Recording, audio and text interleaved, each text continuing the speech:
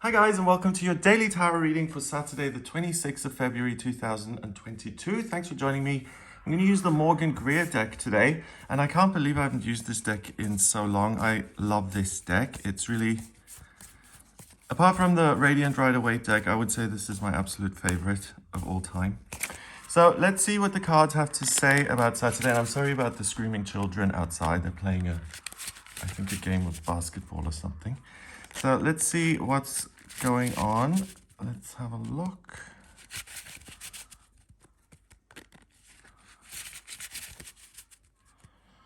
So first card is the Queen of Swords, the Seven of Cups, and finally the Chariot. Okay, so some of these cards have appeared in the last few days already. The Queen of Swords is about problem solving. It's about seeing a situation clearly and understanding it utterly and saying this is what we need to do to resolve things. The Chariot is about self-will leads to victory. I decide what I want and I make it happen for myself. And the Seven of Cups is your hopes and dreams, what it is you want to manifest. So it then makes sense very quickly that the Queen of Swords gives you this crystal clear vision of what is important to you. And then the Chariot gives you the motivation and the know-how to get it done. So this is a really positive, straightforward day. The Queen of the Queen of Swords is a court card. And court cards often represent personality traits or characteristics that are then highlighted on that day. So the Queen is an excellent communicator. She's an analyst. She's an inventor. She's a scientist. She's a humanitarian.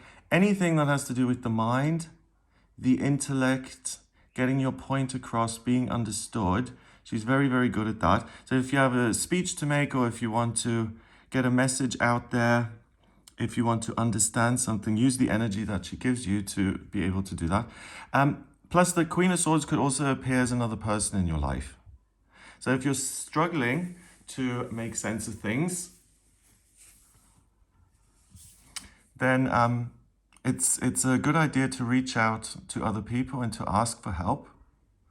Even though I'm just hesitating because I think that the understanding in you is so strong that you're not going to feel the need to kind of reach out. But if something totally stumps you and you've been looking at it all day and you know someone who's got experience in that area or is incredibly clever, then ask them for help. They'll provide it. What I like about this Queen is she's got these spikes on her crown. And the thing about the Queen is that she can be a bit prickly at times. Because if you understand everything amazingly well, and if it just completely makes sense to you, and then you have to explain it and deal with other people who don't understand, it can become a little bit frustrating, and the Queen doesn't really suffer fools. So there can be a lack of patience, which then appears as being somewhat prickly. So the Seven of Cups, you can see these different cups filled with different things. So cups is the element of water, which is spirituality and love and connection. So your imagination here, what's happening for you internally on a spiritual level is that you're looking at your different options. And for one person, a desire may be to have a castle on a hill. The other person may want to feel powerful and independent or have great abundance, wealth, beauty, wisdom, leadership, victory, triumph, or what is this, a mask? Performance, talent, creativity, artistry. Can't speak today. So if you don't know what's important or what you want to focus on, that will become very clear. If you already know what it is you want to achieve, but you don't exactly know how to go about it, then that becomes clear. And with the Chariot, you have the motivation and the actuals of how you can get there. So this is really a wonderful recipe to be super productive and to get things done in the way that you want them done. So the Chariot here, we've got this king with his crown, and it's he's got these pentacles pentagrams. So a pentagram is the five-sided star, and a pentacle has a circle around it. And in the tarot, that represents the element of earth. The pentagram on its own, the top point represents spirit, and each other point represents the different elements: air, earth, fire, water. So spirit trumps the elements. So by spirit, what we mean is what's happening internally for you, as in this is important to me. So thinking in an abstract way about your life, your circumstances, what could be, that supersedes anything that's going on in your life. So as long as you stick with the image of what it is you want, then you can make progress to get it. The horses say the same thing. I had the chariot the other day and we had sphinxes on there. It's the same thing, really. The sphinx represents wisdom and hidden mysteries. Horses represent power and movement.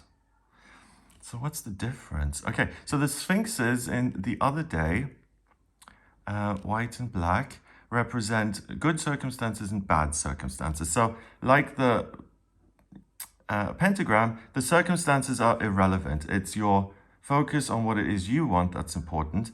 But the difference between a few days ago and today is that you don't need wisdom to make progress. Here, they're more focused on actually making progress.